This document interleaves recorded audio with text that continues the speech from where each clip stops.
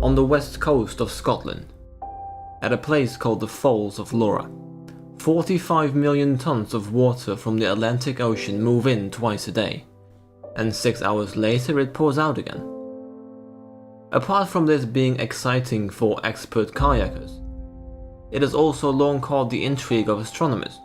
You'll often hear that the gravity of the moon causes these tides, but we experience the gravity of the sun, about 180 times as strong as the gravity of the moon.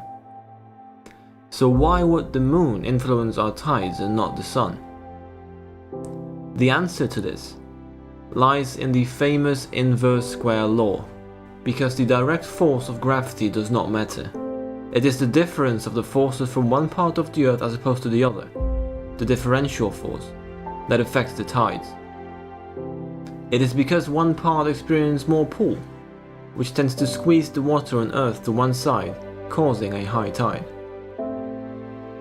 The inverse square law says that the strength of gravity is proportional to the square of the distance from the source. If the gravitational energy from the sun moves twice in distance, it is spread over 4 times the area, so 1/4 the intensity. Double that and it splits again, and again, and again. Let's take a rough estimate to put this into practice. The diameter of Earth is about 13,000 kilometers. The Sun is about 150 million kilometers away from the Earth.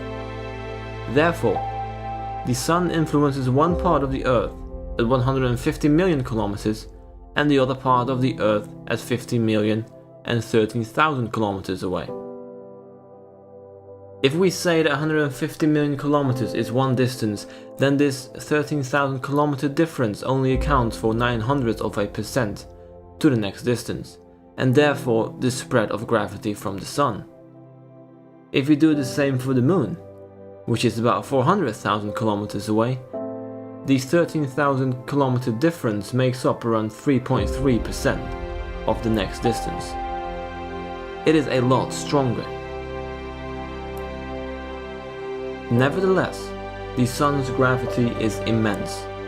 Despite the inverse square law, it is still very capable of influencing the tides. The Sun accounts for about 30% of our tides, whereas the Moon does the other 70%.